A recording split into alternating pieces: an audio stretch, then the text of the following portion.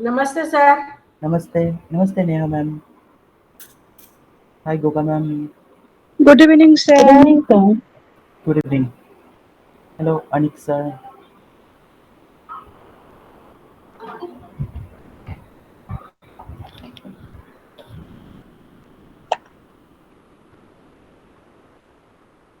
Yes. Hello, good evening all. Hello Kusum ma'am. If you have any question, please ask me. Okay? Whatever question, if you have, we're just going to start about today's webinar. It's it will be interesting and important for all.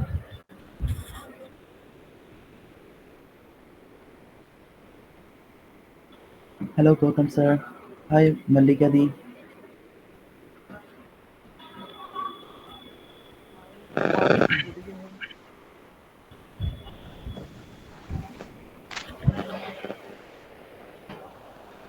Yes. Mallika di, you are not audible. Yes. Good evening to कोई भी all. Question है. हाँ. Yes. Your audibility is not good. Now, Now it's better than before. Yes.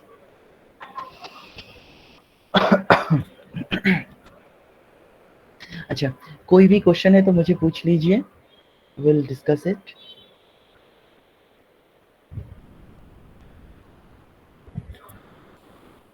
Any question, if you have, please ask me. Okay. And today's topic is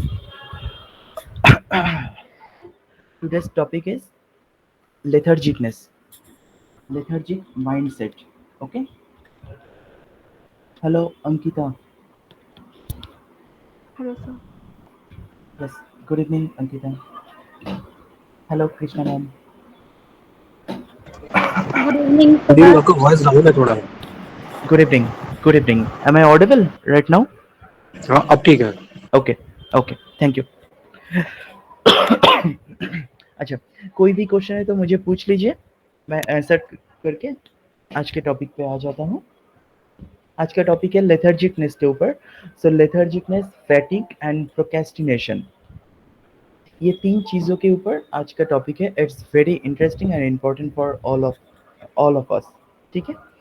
hello सौंधी ma'am. Good evening, sir. Good evening, good evening. everyone. Good evening. Good evening Shivani ma'am. Good evening, sir. Good evening, everyone. Good evening. अच्छा, सो आज का topic है लेथर्जिकनेस. And लेथर्जिकनेस किस तरीक़ा से होता है, क्यों होता है, ये सबसे पहले हमें जानना चाहिए. ठीक है. तो सबसे पहले आपको ये चेक करना चाहिए कि लेथर्जिकनेस का जनरली, मैं कुछ सिम्टम बता देता हूँ. जनरली ये 7 to 8 सिम्टम जनरली होता है. So first symptom is mood swing. Mood swing. ठीक है. Number 2, second is loss of alertness. Loss of alertness.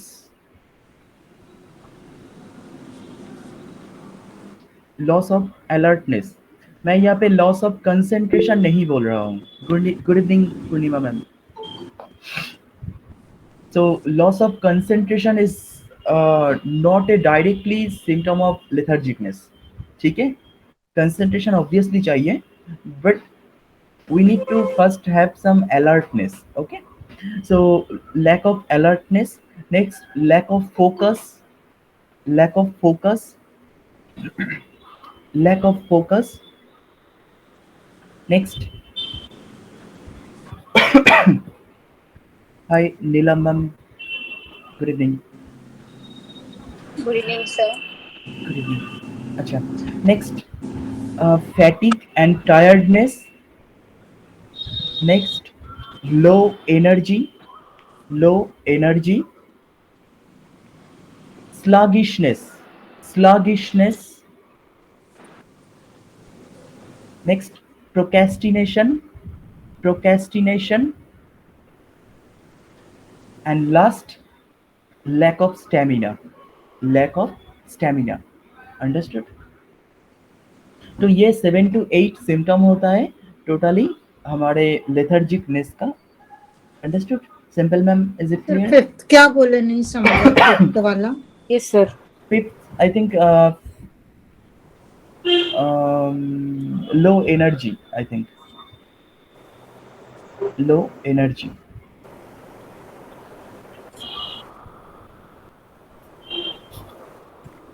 ठीक है, तो हम जो ये सिम्टम बोला, इस सिम्टम को एक एक करके भी आप डिस्कस कर सकते हो और इसको मिला के भी आप डिस्कस कर सकते हो। तो पहले हमें एक चीज देखना चाहिए कि जब भी हम देखिए, जब भी हमें लेथर्जिकनेस होता है ना, सपोज सबसे पहले हमें एक चीज चेक करना होता है।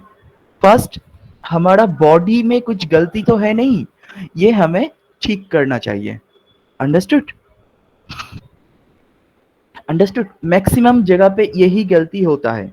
जब हम लोग सपोज बुखार हो रहा है, ठीक है, मेरा या अंदर ही अंदर में कुछ प्रॉब्लम है, तो उस प्रॉब्लम को ठीक करने के लिए हमारे मन में क्या आएगा? लेथर्जिकनेस ऑटोमेटिक आ जाता है। कोई भी अगर प्रॉब्लम बॉडी का कुछ इशू आता है तो भी हमें ये लेथर्जिकनेस, टायर्डनेस, प्रोक्रेस्टिनेशन ये आ ही जाता है। Understood? Is it clear to all? लेकिन आपको ये देखना चाहिए कि ये आप चेक कर सकते हो, डॉक्टर को टेस्ट कर सकते हो, डॉक्टर टेस्ट दे सकता है बहुत सारा। विटामिन का भी प्रॉब्लम हो सकता है, डेफिशिएंसी, थायराइड का भी डेफिशिएंसी हो सकता है। तो वो डॉक्टर आपको बता देगा कौन सा टेस्ट इंपॉर्टेंट है, वो दैट इज डिफरेंट। सो ये फिजियोलॉजिकल प्रॉब्लम अगर ना हो, ठीक है, तो आ जाता है, बाकी रह जाता है साइकोलॉजिकल। तो साइकोलॉजिकल जो लेथर्जिकनेस, फैटिग एंड प्रोक्रेस्टिनेशन, उसी के ऊपर हम डील करेंगे। Is it clear? एंड उसी को हम ठीक करने वाले हैं। Is it clear to all? Okay, तो हमारा पहला जो पॉइंट था, फर्स्ट पॉइंट हमने 7 to 8 सिम्टम बताया लेथर्जिकनेस का। फर्स्ट पॉइंट था मूड स्विंग, है ना? तो ये मूड के ऊपर हैंडराइटिंग से कौन से चीज इफेक्ट करता है? मूड के ऊपर सबसे ज्यादा इफेक्ट कौन सा चीज करता है हैंडराइटिंग से? देखिए, तीन चीज होता है, तीन चीज डायरेक्ट इफेक्ट करता है हैंडराइटिंग को, जो हमारे मूड डिस्टरबेंस क्रिएट करता है। एक होता है, first is multislant. First is multislant. किसी को समझ में नहीं आ रहा है तो मुझे प्लीज पूछ लीजिए, हो सकता है बहुत लोग नया हो तो पूछ सकते हो मुझसे। I'll draw it. Okay. So multi-slant. Number 2 is variable shape. Variable shape. ठीक है? That means shape variation. Shape variation. And number 3, variable size. Variable size. Is it clear?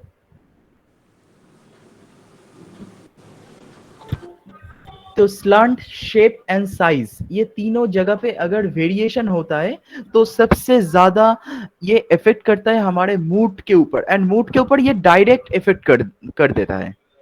Is it clear? ये डायरेक्ट इफेक्ट करता ही रहता है। And इसके बाद हम आते हैं जो एक और चार चीज होता है जो हमारे ये जो प्रॉब्लम मैंने कहा मूड डिस्टर्बेंस, इसको और बूस्ट कर देता है। दैट मीन्स ये जो मैंने तीन सिम्टम कहा, ये हमारे फिजियोलॉजिकल बिहेवियर पर आ जाते हैं, और चार चीज अगर ऐड हो जाते हैं, वो क्या? Number one, height variation. Height variation, कभी बड़ा हो रहा है हाइट, कभी लॉन्ग हो रहा है, कभी शॉर्ट हो रहा है। Understood? So height variation. Next, loop variation. Loop variation, कभी वाइड लूप हो रहा है, कभी नैरो लूप हो रहा है, कभी बैलून लूप हो रहा है। ठीक है? Number 3, slash. स्लैश और पेन फ्लिक। स्लैश मीन्स कोई भी स्ट्रोक में लास्ट में आके एंडिंग पॉइंट पर फेड होते रहते हैं बहुत सारा लेटर। ठीक है? One of the worst sign in graphology. One of the worst sign in graphology. Understood? Is it clear? Next, last is club stroke. Club stroke.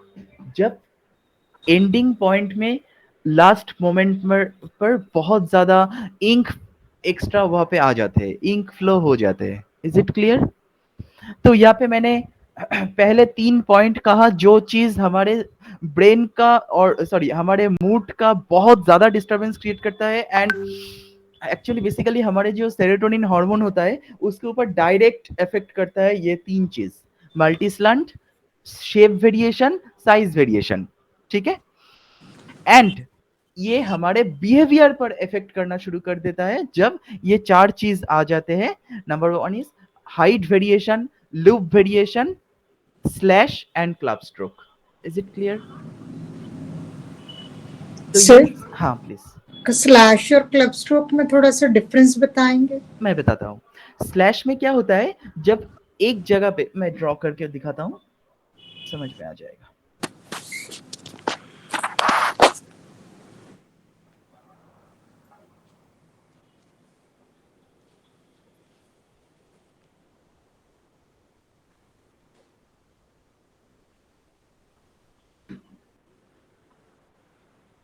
सी, अगर मैं इस तरीके से सपोज जी लिख रहा हूं,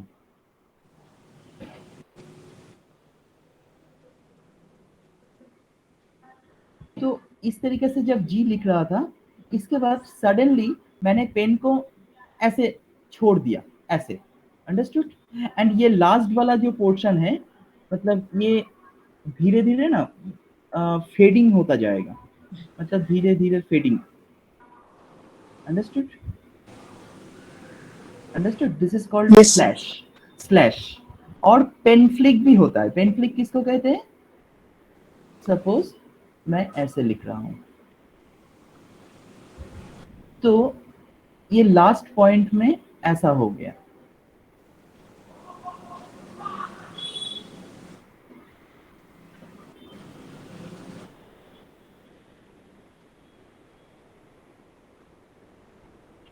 तो इसको मैं प्रेशर zoom का वेरिएशन हो गया मतलब? नहीं लास्ट पॉइंट में ऐसा जूम करके दिखाऊं तो समझ में अच्छा, आएगा। हैव यू नोटिस कैसे Yes, शार्प sir. हो जाते हैं? Sharp just like a knife की तरह शार्प हो गया। यस तो इस पेन फ्लिक के बारे में मैं बहुत बार बताता हूँ, बार बार एक ही चीज कहता हूँ कि पेन फ्लिक हमारे बॉडी पर डायरेक्ट असर करता है। ठीक है? एंड ये लेथर्जिकनेस बहुत ज्यादा क्रिएट करता है। वी कैन इवन इमेजिन कि पेन फ्लिक इतना डिस्टर्ब करता है कि बहुत लोगों को मैंने ग्राफोलॉजी छोड़ने को भी देख लिया था कि जब यहाँ पे देखिए कैसे, मैं तो यहाँ पे जी बहुत ज्यादा खराब तो नहीं लिखा हूं ना, ये जो मैंने जी लिखा था यहाँ पे मोरलेस ठीक ठाक ही है, मोरलेस। ठीक है? तो इसका जो भी कैरेक्टर है, whatever the character, I am not going to read, but यहाँ पे अगर अच्छी तरीके से फिनिशिंग भी हो रहा है तब भी इसको कभी जी का सक्सेस नहीं मिलेगा। जी का जो सेटिस्फेक्शन लेवल है वो नहीं मिलेगा due to that pen flick. ऐसा क्यों है? ऐसा क्यों होता है? क्योंकि ये जी का जो पेन फ्लिक होता है वो हमारे जो सेटिस्फेक्शन लेवल है उसको रियलाइजेशन नहीं करने देता है। Are you understanding? तो इसको हम कहते हैं, क्या कहते हैं? Delayed in manifestation. Delayed in manifestation मतलब सपोज मुझे आशा है, मेरा एबिलिटी है 100 रुपीज एवरी डे अर्निंग करने के लिए। ठीक है? तो 100 अर्निंग कर लूंगा तो मैं सेटिस्फाइड हो जाऊंगा। तो आज मैंने क्या किया, मैंने जी ठीक ठाक लिखा एंड 100 अर्निंग भी मैंने किया है। ठीक है? तो भी मुझे सेटिस्फेक्शन के हो गया, तो ये रियलाइज ही नहीं हुआ मुझे। अंडरस्टूड? तो ये रियलाइजेशन में प्रॉब्लम होता है। ये सेटिस्फेक्शन मतलब किसको सेटिस्फेक्शन कहते हैं वही मुझे याद नहीं। मुझे हिल स्टेशन पसंद है, मैं हिल स्टेशन में जाऊंगा तो भी मुझे अच्छा नहीं लग रहा है। ठीक है? मेरा बुखार हो रहा है, मैं पैरासिटामोल खा रहा हूँ, 3-4 दिन हो गया, 5 दिन 5 डेज हो गया, तो उसके बाद मैं ठीक हो चुका हूँ, फिर भी मेरा बॉडी नॉर्मल है, टेम्परेचर नहीं है, फिर भी मैं पैरासिटामोल खा रहा हूँ क्योंकि मुझे ऐसा लगता है मैं पैरासिटामोल और खाऊंगा तो और सेटिस्फेक्शन मिलेगा मुझे। अंडरस्टूड? तो एग्जैक्ट मुझे रियलाइजेशन नहीं होता है। That is called pen flick. And slash का कैरेक्टर मैंने बोला है, स्लैश होता है।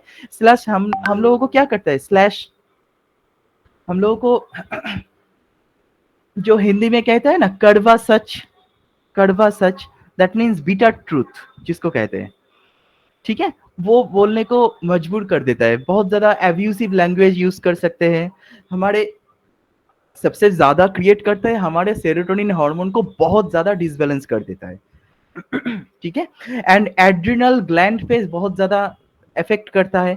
तो इन सब जगह पे इतना डिस्टर्ब करता है कि हम लोगों में इरिटेशन भर जाता है। तो हम किसी को अब्यूसिव लैंग्वेज यूज कर सकते हैं किसी के ऊपर, हमारे बॉडी पर इरिटेटेड हो सकते हैं, बहुत ज्यादा रिसेंटमेंट हो सकते हैं, ठीक है। These are the attitude of slash. Is it clear? And एक और चीज कहा, दैट इज क्या कहा, क्लब स्ट्रोक। क्लब स्ट्रोक किसको कहते हैं मैं दिखा देता हूं, देख लीजिए।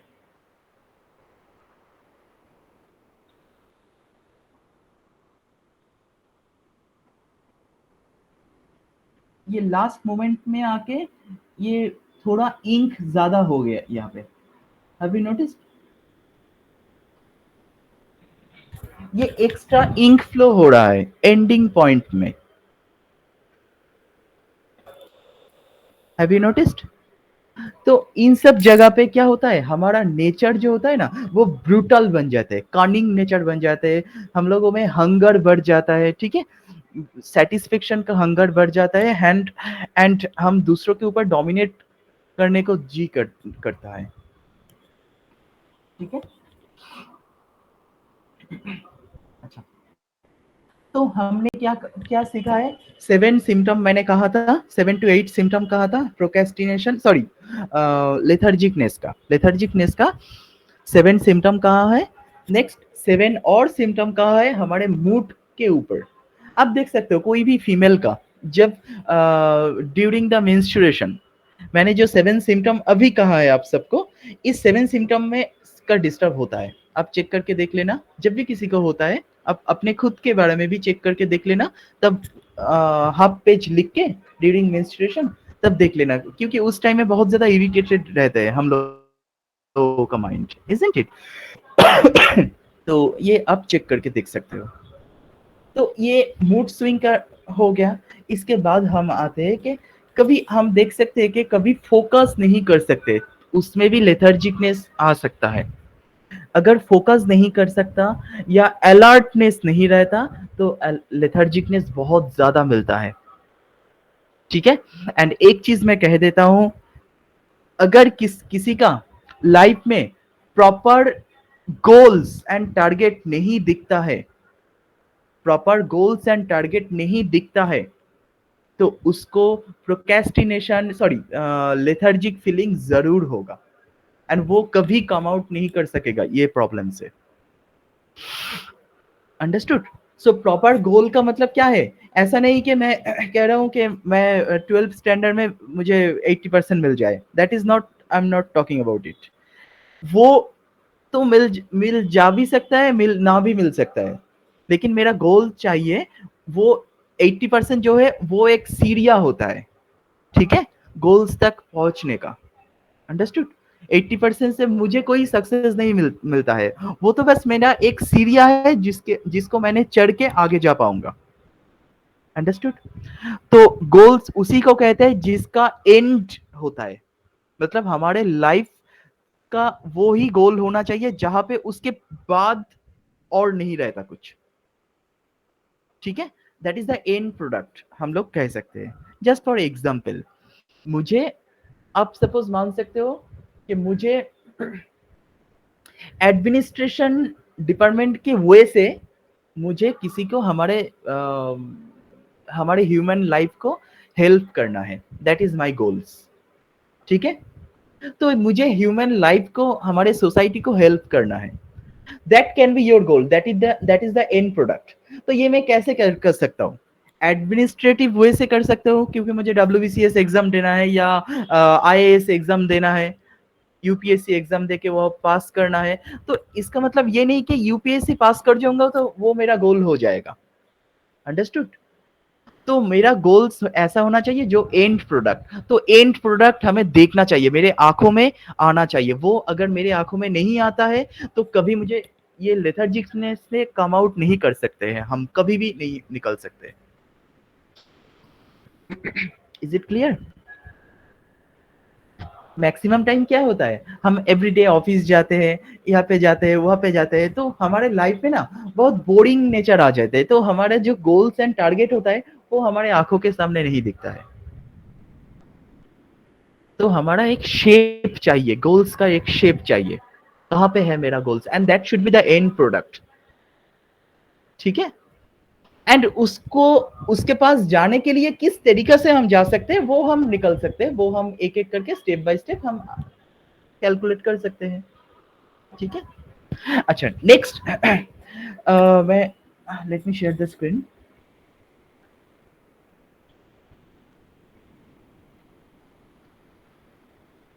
कुछ भी क्वेश्चन है तो मुझे पूछ सकते हो आप।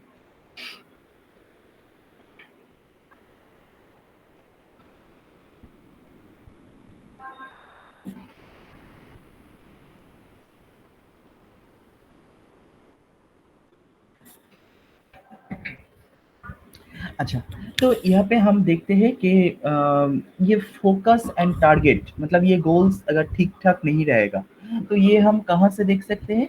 सबसे पहले हम देखेंगे जिसके हैंडराइटिंग में number one is base line. Number one is base line. Base line हमेशा सीधा होना चाहिए। बेस लाइन हमेशा सीधा होना चाहिए, दैट मीन्स स्ट्रेट होना चाहिए, रीजनेबली स्ट्रेट। नेक्स्ट, हम जब ये लेटर लिखते हैं इस तरीका से, सपोज ये आई डॉट लिख रहे हैं, ये आई का जो डॉट है ये बिल्कुल ऊपर में होना चाहिए। ठीक है, ये बिल्कुल ऊपर में होना चाहिए, ऐसे या ऐसे, नॉर्मल डॉट या सर्कुलर। नेक्स्ट, कोई बहुत सारे लोग लेटर टी लिखता है ऐसे, इस इन सब जगह पे बार नहीं देना चाहिए। ठीक है, टी के बार हमेशा अच्छी तरीके से देना चाहिए।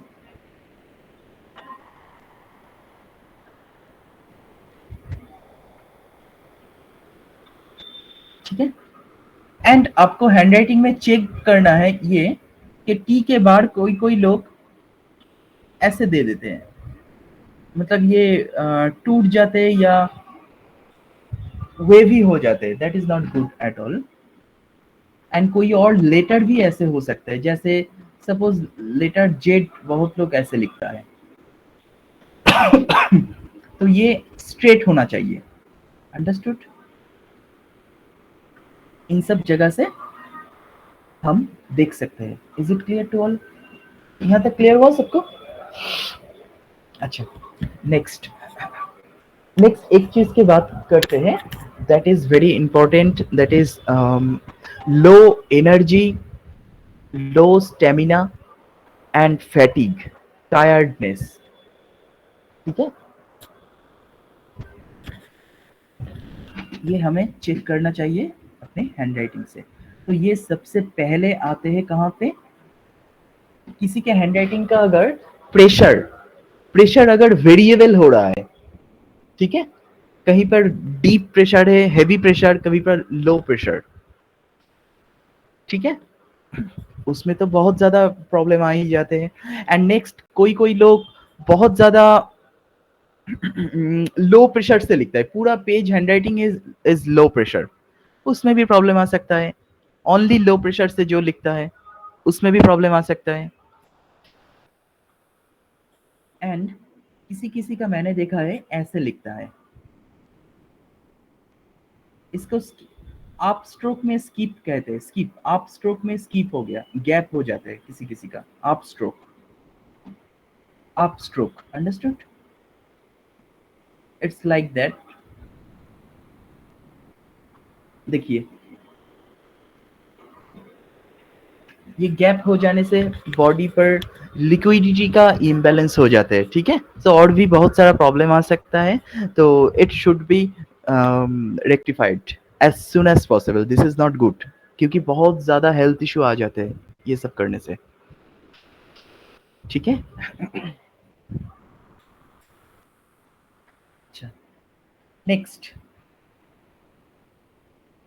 अच्छा, नेक्स्ट एक और चीज मैं दिखाऊंगा।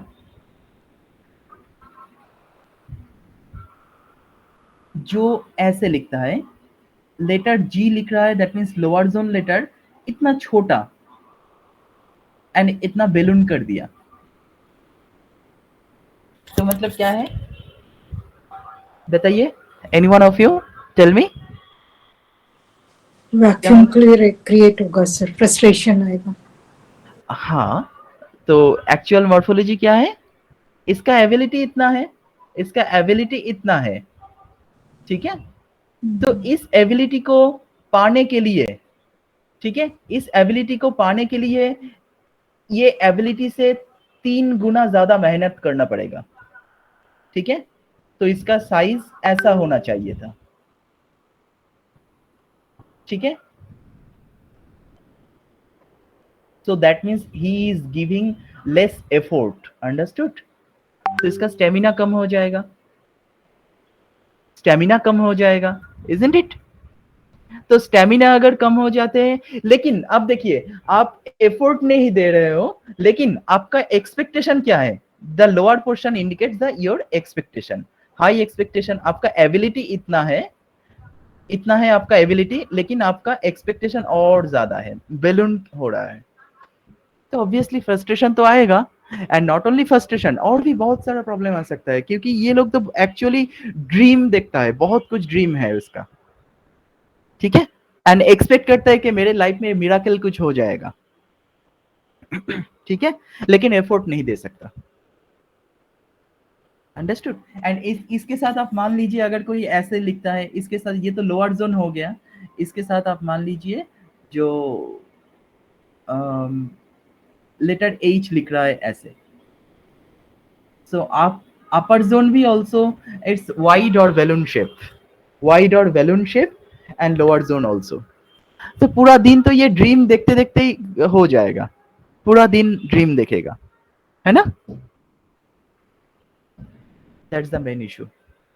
अच्छा, इसके साथ और एक चीज ऐड कर दीजिए, entangle line space, that means एक लाइन के नीचे वाला हिस्सा दूसरे लाइन से टच हो जाते हैं, ठीक है, एक लाइन जब नीचे लाइन का नीचे वाला लाइन में टच हो रहा है, अंडरस्टूड। एंड ये एक पेज में मिनिमम 3 टाइम्स हो जाएगा, तो क्या होगा, mind and brain constantly fighting, mind and brain constantly fighting.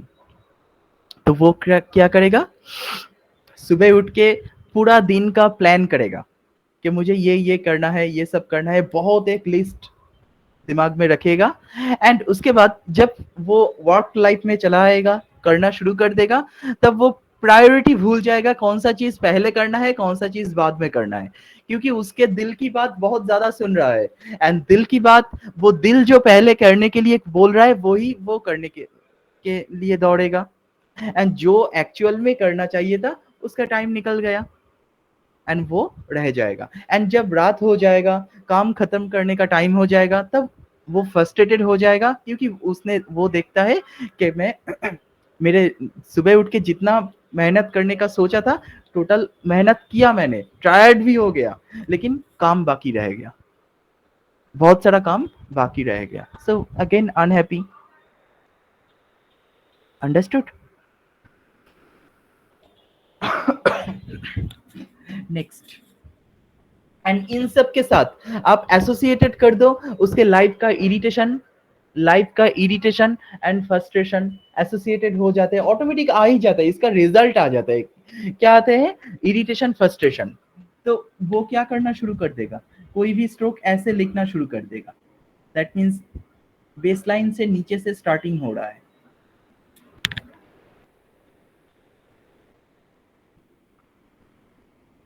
Understood. सो यहाँ पे Sir, one question. हाँ please. Sir, when we are writing on a line, like notebook है line वाली, and on that we are writing, and if there we get an entangled handwriting, how to manage it? How to train students for that?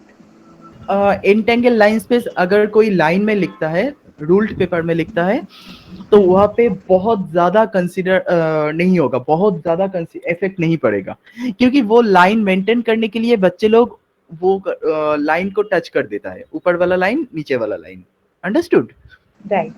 So automatically वो तो consciously maintain कर रहा है, तो वहाँ पे इसका इफेक्ट नहीं आएगा। एंड ब्लैंक पेज में अगर कोई ये ऊपर वाला लाइन नीचे वाला लाइन टच कर देता है तो बहुत प्रॉब्लम होता है। So sir, हम जब ट्रेनिंग दे रहे हैं बच्चों को, तो shall we recommend them to not entangle while writing on a line also, or let them write the way they are writing? Let them right their way. अगर लेकिन आपको देखना चाहिए उसके हैंडराइटिंग में ब्लैंक पेज में अगर लिखता है तो एंटेंगल नहीं होना चाहिए, दैट कैन बी हाँ। एडवाइज्ड, बट इन हाँ। Case of ruled paper we should not advise कि आपको ऐसे नहीं, क्योंकि वो अगर उसको डर दिखा दोगे एक बार कि हाँ। आपको टच नहीं करना है तो वो छोटा छोटा करने शुरू कर देगा, तो उसका लूप छोटा कर देगा, तो कुछ और साइड इफेक्ट आ सकता है, अंडरस्टूड? और अगर ब्रेक देगा तो, ब्रेक मतलब like if suppose he has to write a word but बीच में G का loop आ गया on the हाँ हाँ upper वाली line का, so हाँ if he wants to give that break and then continue, तो फिर हाँ, वो ब्लैंक पेज में होता है तो एवरीथिंग इज ओके, हाँ, लेकिन but on ruled paper line में that not be nothing advised. matters. Yes yes, break भी लेंगे तो भी चलेगा। तो भी रूल्ड पेपर में तो एक्चुअली रूल्ड पेपर तो ग्राफोलॉजिकल एनालिसिस करने के लिए ही नहीं होता है, वो हम जबरदस्ती करते हैं, अंडरस्टूड? करेक्ट, गॉट माय, या, दैट्स द एग्जैक्ट रीजन। अच्छा, एंड बहुत सारे लोग ये एंडिंग स्ट्रोक जो रहता है ना, एंडिंग स्ट्रोक ऐसे लिखता है, ये नीचे में चले जाते हैं बहुत लोगों का, बेस लाइन से नीचे आ जाते हैं, understood? And it's like that, ऐसे, ठीक है? एंड किसी किसी को ऐसे हुक आ जाते हैं, इस तरह का हुक, तो बेस लाइन से नीचे से स्टार्टिंग स्ट्रोक, बेस लाइन से नीचे एंडिंग स्ट्रोक, एंड उसके साथ ये ऐसा हुक, एंड इसके साथ आई डॉट में स्लैश, आई डॉट में ऐसे स्लैश हो जाता है, नॉर्मल ऐसे डॉट नहीं होता है, ठीक है? एंड चार और चीज मैं कहता हूं, मैं इसको डिलीट कर दे रहा हूं।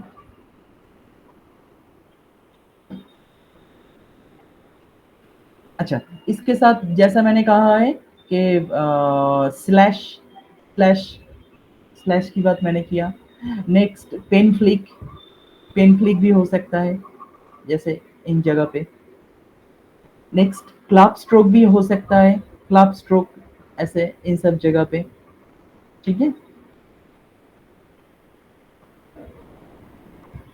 नेक्स्ट टी के बार बहुत ज्यादा ओवरली एम्फसाइज्ड हो सकता है, ओवर एम्फसाइज टी के long bar, is it clear?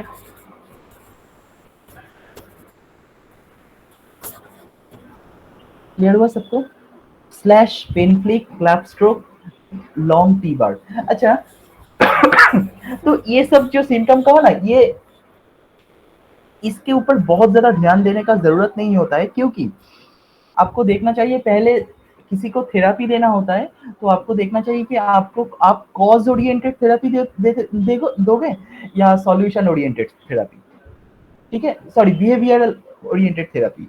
तो बिहेवियर ओरिएंटेड थेरापी देते हैं तो इसके ऊपर ध्यान देते हैं, मतलब इसका जो इफेक्ट हो रहा है, slash, pen flick, starting stroke, ending stroke, irritation, long T bar, ये सब कुछ। लेकिन एक्चुअली अगर हम कॉज को ठीक करेंगे तो ऑटोमेटिक ये सब आना स्टॉप हो जाएगा, अंडरस्टूड ऑल?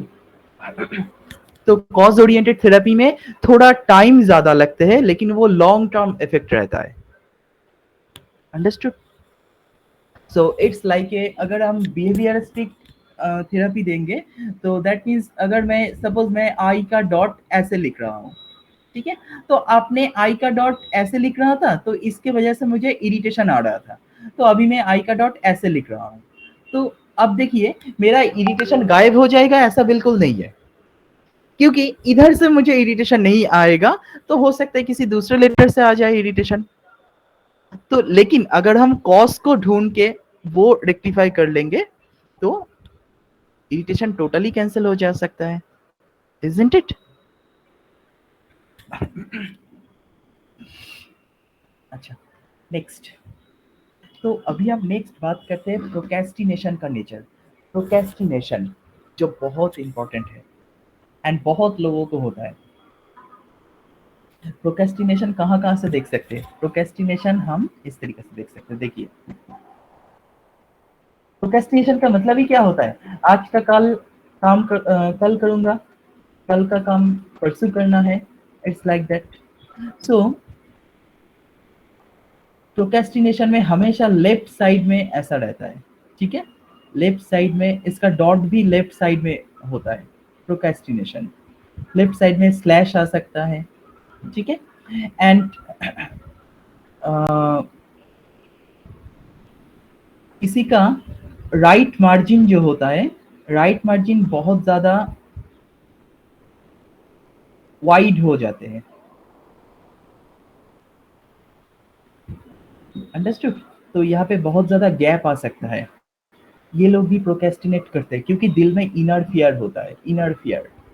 अच्छा, इसके साथ वाइड राइट मार्जिन हो गया, इसके साथ हो जाते हैं आप हैंडराइटिंग का डिसकनेक्शन कर दो। मतलब जहाँ-जहाँ पे 2 टाइप्स हो सकता है, either totally disconnected or either totally disconnected or totally connected. Understood? And ये जो मैंने कहा, इन सब सिम्टम से प्रोक्रेस्टिनेशन आएगा एंड इसी सिम्टम को बूस्ट कर देगा, डबल कर देता है। कौन सा चीज? लेफ्ट मार्जिन अगर नैरो हो जाते हैं, ये लेफ्ट मार्जिन अगर नैरो हो जाते हैं, ऐसे नैरो अगर हो जाएगा। अंडरस्टूड? जितना ज्यादा लेफ्ट में चले जाएगा उतना ही उसका प्रोक्रेस्टिनेशन का नेचर ऐसा हो जाएगा, बढ़ जाएगा। ठीक है? अच्छा, नेक्स्ट किसी का स्लांट अगर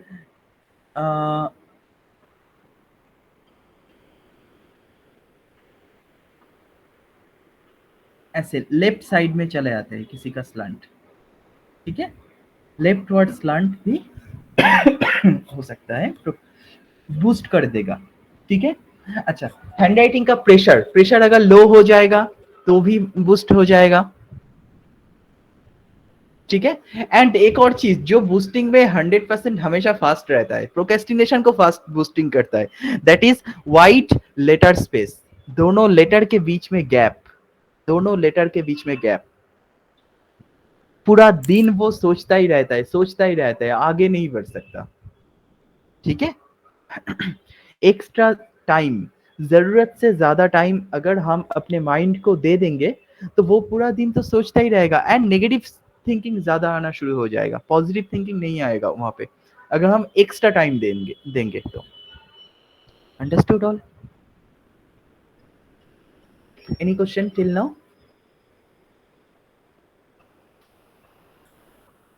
अच्छा, नेक्स्ट।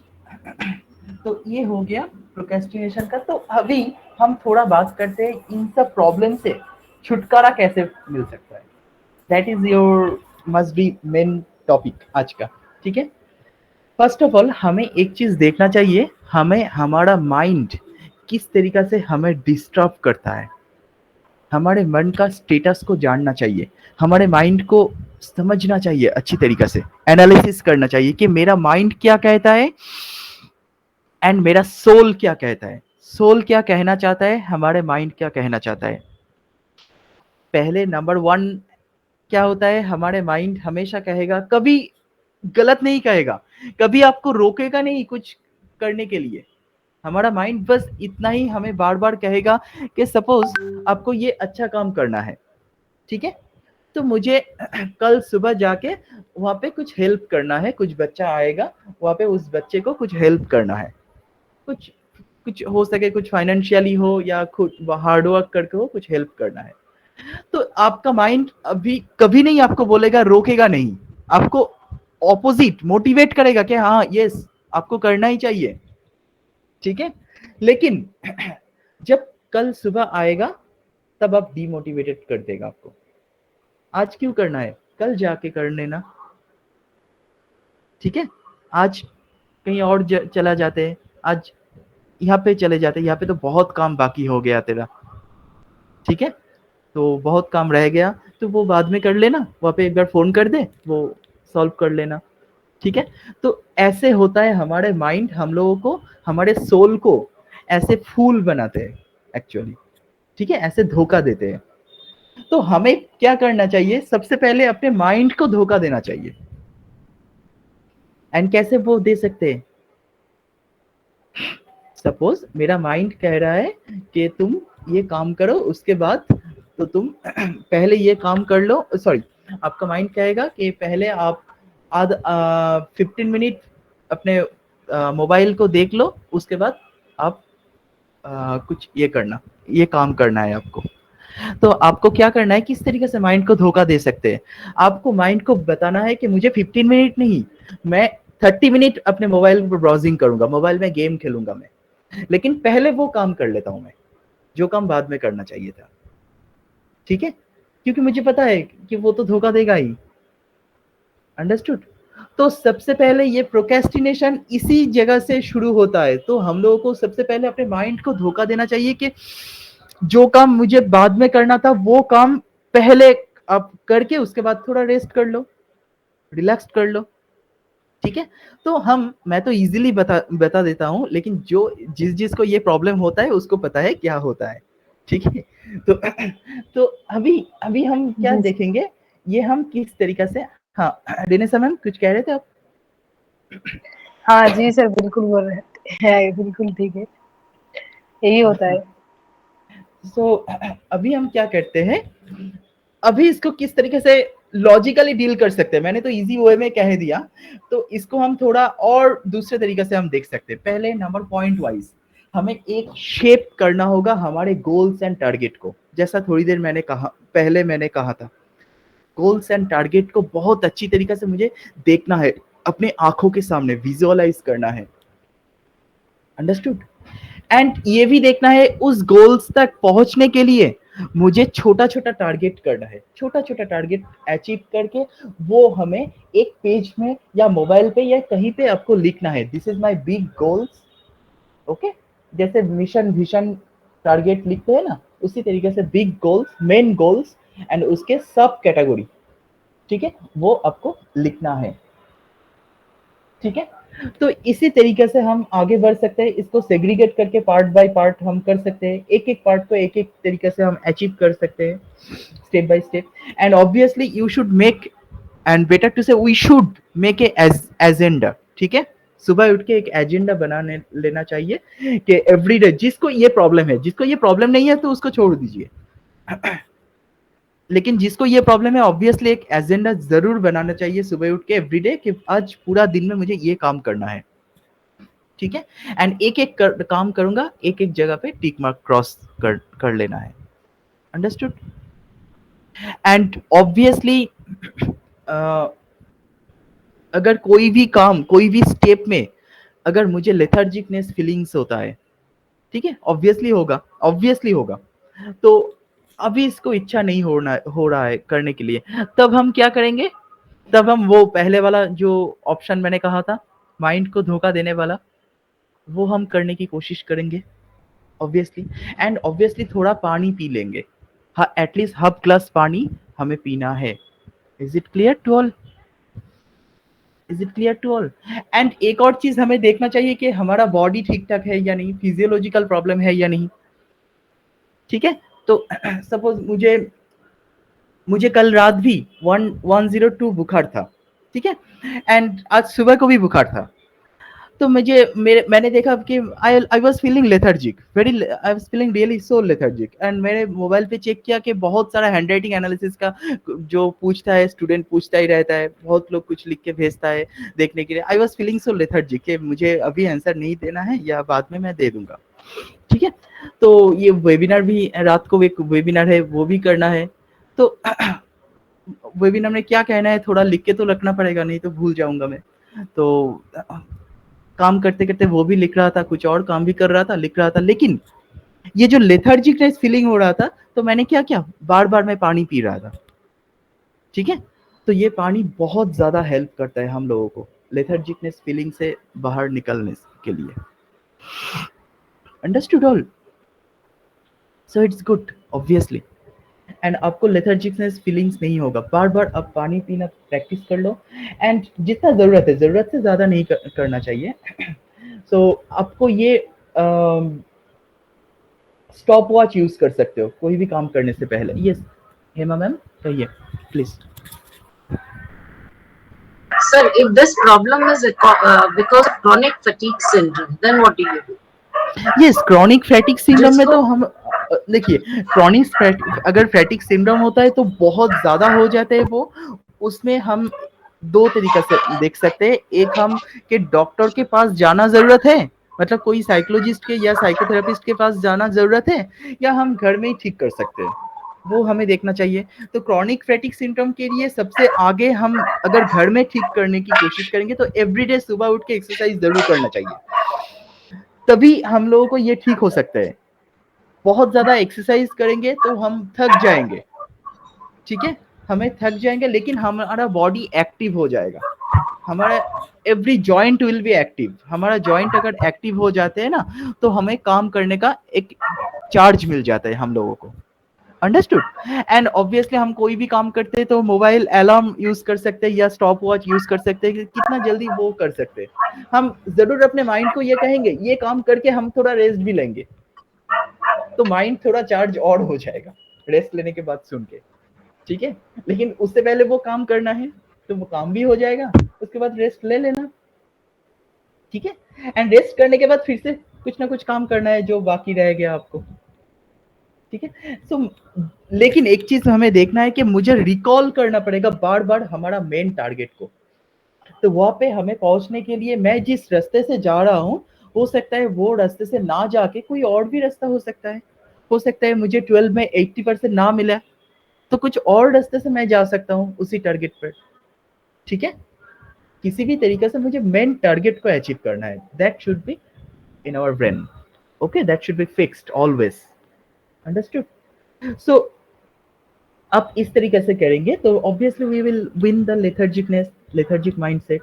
एंड ऑब्वियसली एक और चीज जो बहुत ज्यादा जरूरी है, हमें कोई भी जब खाना खाते हैं तो हमें अपने बहुत ज्यादा च्यूइंग करना पड़ता है, बहुत ज्यादा च्यूइंग करना जरूरत होता है, क्योंकि जब हम च्यूइंग करेंगे हमारा ये वाला मसल होता है ना, इसमें बहुत ज्यादा एक्टिवनेस आ जाते हैं, ठीक है। एंड वो खाना हजम होने के लिए बहुत इजीली हजम डाइजेस्ट हो सकता है, ठीक है। तो डाइजेशन जब बहुत अच्छा होगा तो ऑटोमेटिकली हम एक्टिव रहेंगे। आप एक काम कीजिए, एक दिन आप ये प्रैक्टिस करके देखना कि पूरा आप हम लोग एक दिन प्रैक्टिस करके देख लेना कि रात को हम एवरीडे कुछ ना कुछ कोई चावल खाते हैं, कोई रोटी खाते हैं, या सुबह को कोई ऐसा खाते हैं कि बहुत लोग एक एक चीज खाते हैं। तो आप एक मतलब 12 आवर्स ओनली फ्रूट्स खा के देखना, only fruits, including the raw vegetable भी हो सकता है, कैरेट्स हो सकता है, बीट्स हो सकता है, या कुछ भी हो व्हाटएवर। तो एक दिन ये खा के देख लेना, लेकिन अच्छी तरीके से ज्यादा च्यूइंग करके अब देखना, आपको इमीडिएटली आपको डिफरेंस मिल जाएगा, अंडरस्टूड। अच्छा, तो एक और चीज जो च्यूइंग वाला मैंने ये बात कह दिया क्योंकि हमारे स्टोमक को थोड़ा जो अगर ज्यादा वहाँ पे आ जाता है ना, फूड हो जाता है ना जो हम डाइजेस्ट नहीं कर सकते, टाइम लग जाता है डाइजेस्टिव हार्मोन को वहाँ पे रिलीज होने के लिए, ठीक है। तो हम लोग बहुत बोरिंग फील करते हैं। एंड एक और चीज जो ओवर ईटिंग की वजह से, जब हम लोग, मुझे तो बहुत ज्यादा ओवर ईटिंग करना अच्छा लगता है, ठीक है, तो ऑब्वियसली खाना खाने के बाद सोना भी अच्छा लगेगा उसको, क्योंकि उसको रेस्ट लेना है थोड़ा, ठीक है। तो these are very common over eating nature, तो इसको ठीक करना है, ओवर ईटिंग नहीं करना है। अच्छा, नेक्स्ट लास्ट पॉइंट जो है दैट इज प्रॉपर स्लीप चाहिए, प्रॉपर स्लीप में अगर डिस्टरबेंस होता है, स्लीप डिस्टरबेंस अगर किसी को होगा तो वो टायर्ड तो ऑब्वियसली फील करेगा ही, पूरी दिन में वो फील करता ही रहेगा tiredness, understood। So these are the easiest way to deal with this idleness, tiredness, fatigue, procrastination. Any question please? And hand writing से मैं कहूँगा कंसंट्रेशन बढ़ाने वाला एक्सरसाइज प्रैक्टिस कीजिए, जो कंसंट्रेशन बढ़ाता है, जो भी है जिसको जो आता है ग्राफोलॉजी में वो प्रैक्टिस कीजिए, ठीक है, जिसमें कंसंट्रेशन बढ़ा सकते हैं। अगर आप कोई देख रहे हो कि मुझे पेट का प्रॉब्लम है, डाइजेशन रिलेटेड इशू है, उसके लिए ऐसा होता है, तो वो उसके ऊपर थेरेपी कीजिए, तो वो ऑटोमेटिक ठीक हो जाएगा। Understood? Any question please ask me. Hello. हाँ यस सर प्लीज। तो सर मुझे ये जानना था, जो आपने बोला ना कॉस्ट बेस्ड हम करें तो ज्यादा बेटर रहता है, लॉन्ग टर्म रहता है, राइट। थोड़ा उसको अगर एक्सप्लेन हल्का सा करें मुझे। अच्छा मैं बता देता हूँ। हमें देखना चाहिए कोई भी हैंड राइटिंग का सपोज मैंने देखा, एग्जाम्पल दे रहा हूं मैं, एक लड़की जो बहुत ज्यादा एक्सट्रोवर्ट था, ठीक है, तो पब्लिक में एक दिन हो गया उसका ह्यूमिलिएशन हो गया बहुत ज्यादा, ठीक है, तो उसकी वजह से नेक्स्ट कुछ दिनों के बाद वो टोटली इंट्रोवर्ट बन गया, ठीक है। ओके। तो मैं क्या करूंगा, जो इंट्रोवर्ट हो रहा है तो इंट्रोवर्ट का जो सिम्टम आपको हैंडराइटिंग में दिख रहा है वो मैं चेंज कर दूंगा, तो वो इंट्रोवर्ट से एक्सट्रोवर्ट बन जाएगा, ऐसा बिल्कुल नहीं हो सकता। अगर हो भी सकता है वो टेम्पोररी। अंडरस्टूड? Okay okay. क्योंकि हमें क्या करना पड़ेगा, उसका जो पास्ट रिग्रेशन, जो ह्यूमिलिएशन वाला जो चीज, उसको हमें भूलना पड़ेगा, उसको कैजुअल लेना पड़ेगा। अंडरस्टूड? तो वो हम ठीक कर देंगे तो ऑटोमेटिकली वो नॉर्मल नेचर में आ जाएगा। हर किसी का एक नॉर्मल नेचर होता है, ऐसा नहीं है कि मैं जन्म से इंट्रोवर्ट हूँ मैं एक्सट्रोवर्ट बन जाऊंगा, ऐसा बिल्कुल नहीं होता है। तो मेरा जो नॉर्मल नेचर है वो मैं आ सकता हूँ, मेरा अगर पास्ट लाइफ का जो प्रॉब्लम है वो निकल जाता है। तो ये चीज क्या हम ग्राफोलॉजी के थ्रू से अचीव कर सकते हैं, या फिर इसके लिए 100% बहुत इजीली हम कर सकते हैं, अच्छा बहुत इजीली। अच्छा मैं अच्छा। एक कॉम्बिनेशन दिखाता हूँ। हाँ हाँ। Let me share. सपोज आप मान लीजिए किसी का कोई लिख रहा है, किसी के हैंडराइटिंग में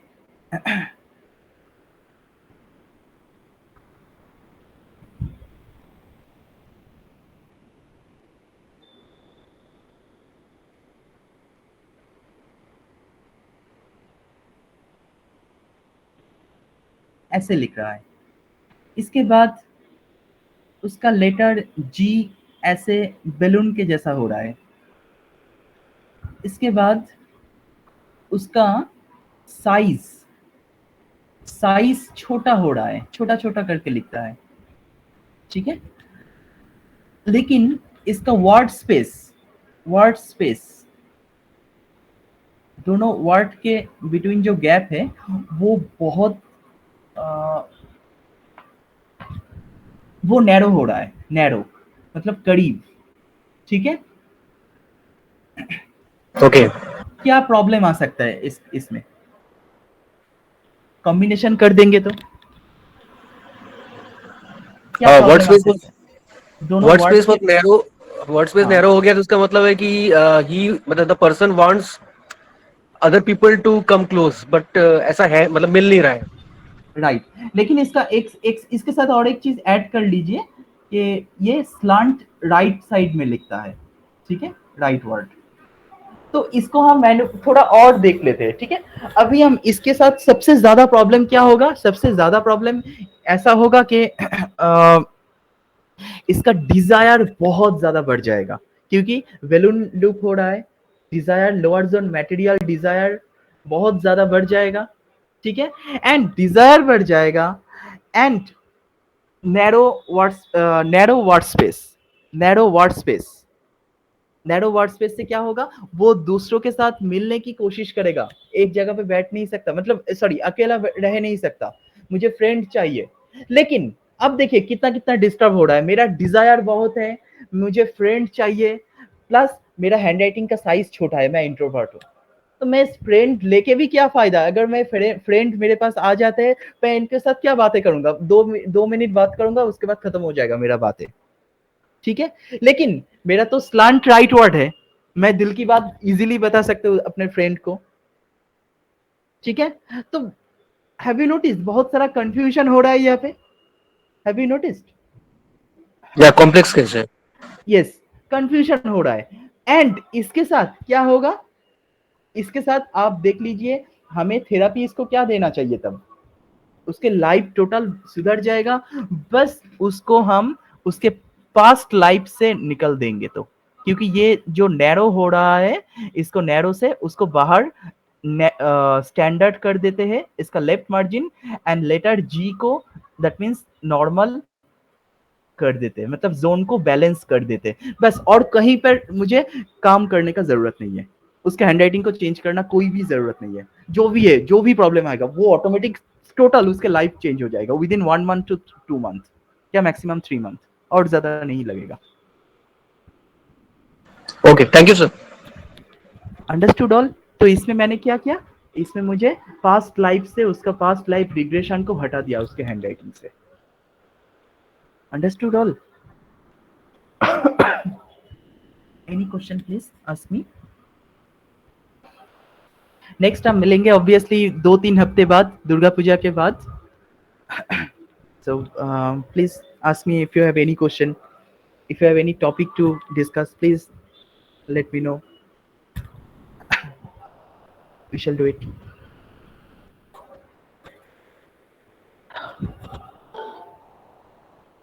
Sir, one doubt.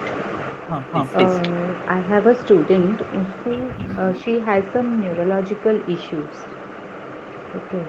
So can we also try to treat it with handwriting? Neurological issue अगर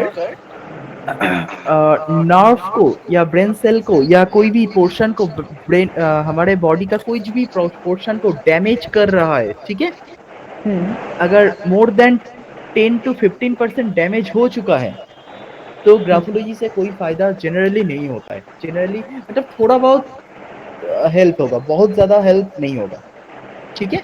अगर डैमेज बॉडी का डैमेज नहीं हुआ है, ओनली साइकोलॉजिकल प्रॉब्लम हो रहा है, ठीक है, तो वहाँ पे हम काम कर सकते हैं। Obviously graphology will help a lot. Okay. Understood. Okay, sir. Thank you. Any more question, please ask me.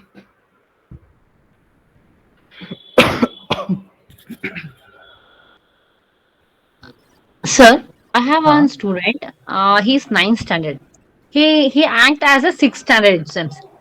Okay. He does not have the seriousness of reading, writing. He will be playing with mobile addiction, game addiction ism, sir. So what? How can I help him? अच्छा, addiction का तो बहुत सारे therapy मैंने बताया, वो therapy आप करवा सकते हो, जैसे लाइन वाला वेब थेरापी करवा सकते हो, ठीक है। एंड कुछ और थेरापी आप देखिए, उसके साथ आपने जो कहा उसके साथ क्या लेथार्जिक नेट एडेड है वो आपको चेक करना है, ठीक है। एंड जैसे क्लास 9 आपने कहा, स्टैंडर्ड क्लास 9 क्लास की बात कर रहे हो? Yes, sir. क्लास 9 मींस उसका बॉडी चेंजेस ऑलरेडी डन, ठीक है, बॉडी चेंजिंग शुरू हो चुका है, ठीक है। तो वहाँ पे बहुत माइन्यूटली अच्छी तरीके से देख के केयरफुली उसको हैंडल करना चाहिए। एंड उसको बॉडी को लेथार्जिकनेस अगर ऐड हो रहा है तो ये वाला थेरापी आप ऐड कर सकते हो, मैं दिखा देता हूँ। लेकिन अगर ऐड नहीं होगा तो ये थेरापी मत ऐड कीजिए, ठीक है। मैं बस दिखा देता हूँ। This is not for others because it has some side effect, जो मैं दिखाना नहीं चाहता था, कोई साइड इफेक्ट वाला थेरापी, स्लाइटली साइड इफेक्ट होता है।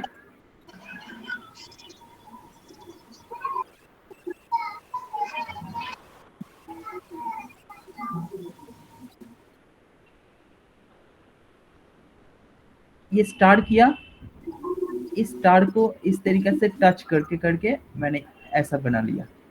ओके।